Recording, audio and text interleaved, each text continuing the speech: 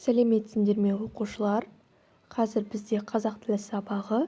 Сабағымыздың тақырыбы табиғаттың таңғажайып құбылыстары, атау, септік. Ал сабағымыздың мақсаты мәтін мазмұны бойынша шешім табуға бағытталған сұрақтар құрастыру және жауап беру. Сабағымызды мына өлең жолдарынан бастайық. Қазақ тілім бал тілім, өзім барда шалқыдым. Тілімнен нәр табармын, тіліме кім тағар мін. Жарайсыңдар оқушылар. Ал енді өткен сабақты қайталау үшін кездейсоқ сұрақтар әдісін қолданайық. Ол үшін сендер менің сұрақтарымды мұқият тыңдап жауап бересіңдер.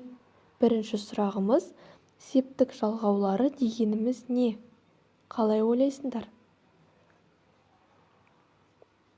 Әрине, яғни сөйлемдегі сөздерді бір-бірімен байланыстыру үшін жалғанатын жалғауларды септік жалғаулары деп атайды екенбіз.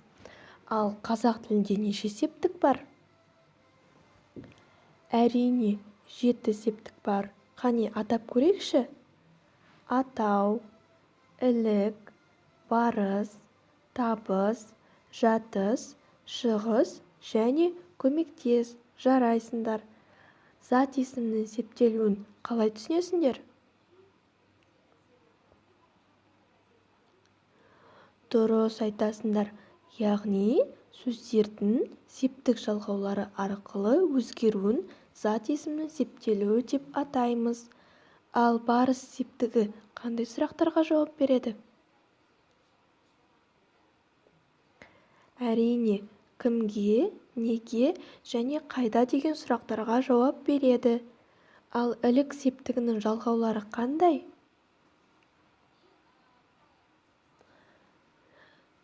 Дұрыс айтасыңдар. Нын, нін, дың, дін, тың, тін. Жарайсыңдар оқушылар, өткен сабақты жақсы меңгердіңдер. Ал енді 31-ші жаттығудағы мәтінге назар аударайық. Бірінші мәтінді оқып шығайық.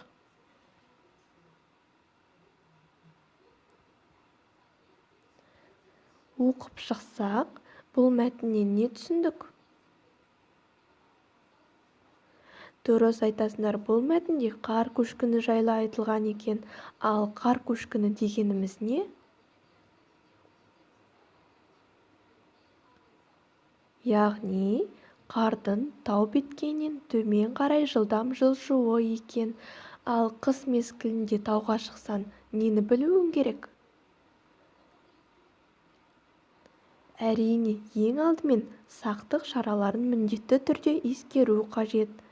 Ал сендер альпинист болсаңдар, тауға өзіңмен бірге қандай құралдар алар едіңдер?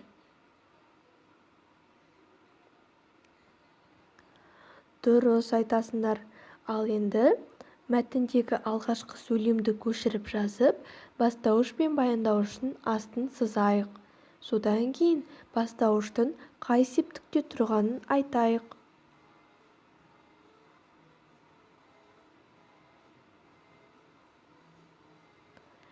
Жарайсыңдар оқушылар. Әрине, ол атау септікте тұр.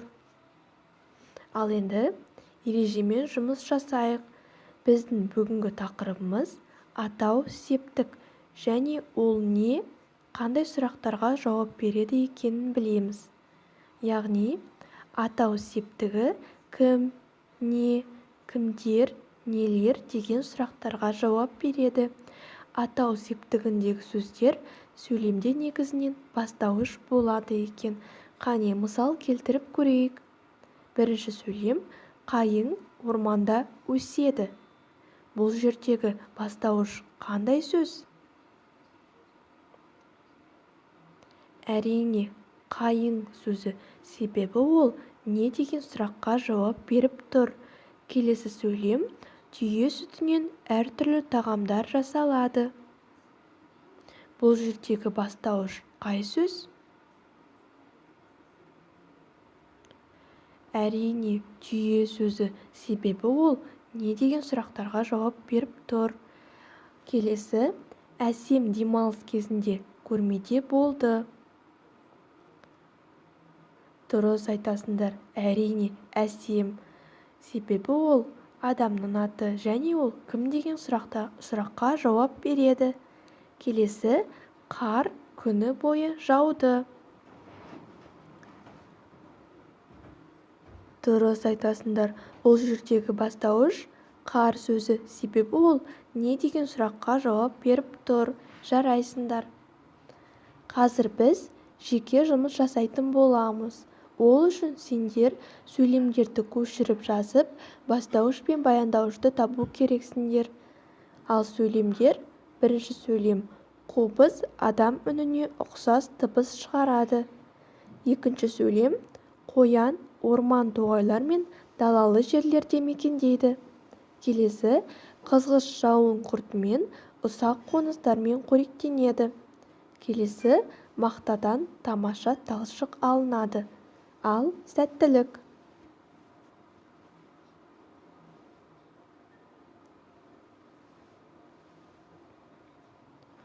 Орындап болсақ, жауабымызды тексеріп көрейік.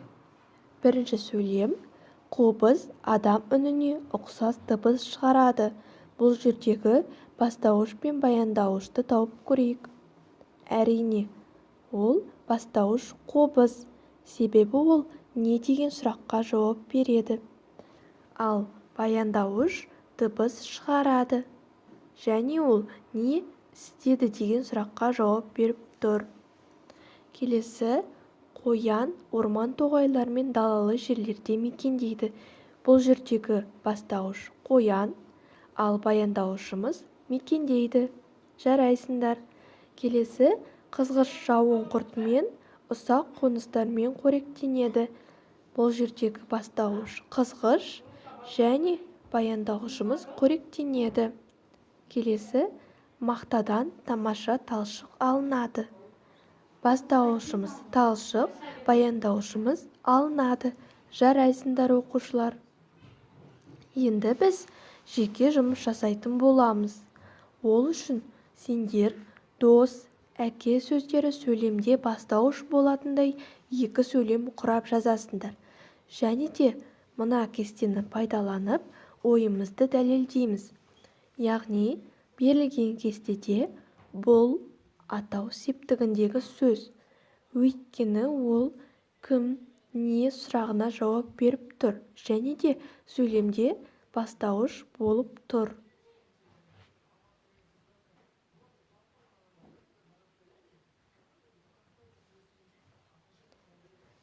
Жарайсыңдар оқушылар, өте жақсы жұмыс жасадыңдар. Ал енді бір сергіп алайық. Ол үшін менен қайталаңдар. Шаршасаңдар, тұрыңдар. Қолды қолға ұрыңдар. Басты төмен бұғыңдар. Жұдырықты жұмыңдар. Алақанды ашыңдар. Құстай ұшып шығыңдар. Жарайсыңдар оқушылар. Ал енді келесі шығармашылық жұмыс жасаймыз. Ол үшін көбелектерді өз гүліне қондыр ойынын ойнайтын боламыз. Мына суретке назар аударайық. Бұл жерде көбелектер және гүлдердің суреттері берілген. Яғни көбелектерде септіктердің сұрақтары, ал гүлдерде септіктердің атауы жазылған. Яғни сендер көбелектердегі сұрақтар қай септіктердің сұрақтары екенін табу керексіңдер. Сәттілік.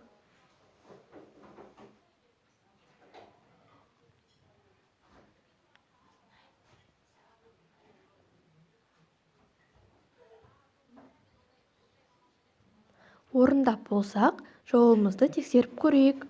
Яғни бірінші көбелектегі сұрақ кімнің және ненің? Ол қандай септіктің сұрағы? Әрине, ол ілік септіктің сұрағы, яғни сары гүлге қондырамыз. Келесі кімге және неге? Әрине, ол барыс септіктің сұрағы, яғни қызғылт гүлге қондырамыз. Келесі көбелекте кімнен және неден? Дұрыс айтасыңдар, ол шығыс септіктің сұрағы, яғни мына гүлге апарып қондырамыз. Келесі кімді және нені? Ол қандай септіктің сұрағы екен? Әрине, табыс септіктің сұрағы. Көк гүлге апарып қондырамыз. Келесі сары көбелектегі сұрақ. Кімде және неде? Дұрыс айтасыңдар. Ол жатыс септіктің сұрағы, яғни сары гүлге апарып қондырамыз. Келесі кіммен және немен? Ол көмектес септіктің сұрағы. Дұрыс айтасыңдар. Және соңғы көбелектегі сұрақ кім және не? Әрине, ол атау септіктің сұрағы. Жарайсыңдар оқушылар. Ал енді сабағымызды бекіту үшін мына сұрақтарға жауап беріп көрейік. Қазақ тілінде неше септік бар екен? Дұрыс айтасыңдар, 7 септік бар. Қане атап көрейікші? Жарайсыңдар оқушылар. Ал атау септік дегеніміз не екен? Және ол қандай сұрақтарға жауап береді? Өте жақсы, дұрыс айтасыңдар. Қане атау септікке мысал келтіріп көрейікші? Жарайсыңдар оқушылар, бүгінгі сабақты жақсы түсіндіңдер. Енді сабағымызды қорытындылау үшін қиын, қажет, қызық әдісін қолданамыз. Яғни бүгінгі сабақ сендерге не қиын болды, не қажет болды және не қызық болды, соны жазып шығайық.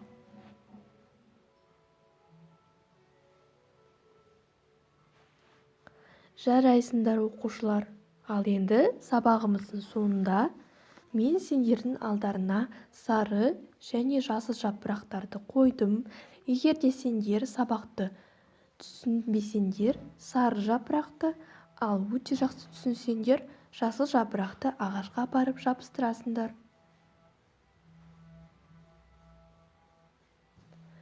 Жарайсыңдар оқушылар, бүгінгі сабақ сендерге ұнады ма? Рахмет сендерге, маған да ұнады. Ендеше үй жұмысын жазып алайық. Үй жұмысына сендерге 33-ші жаттығу беріледі. Сау болыңыздар.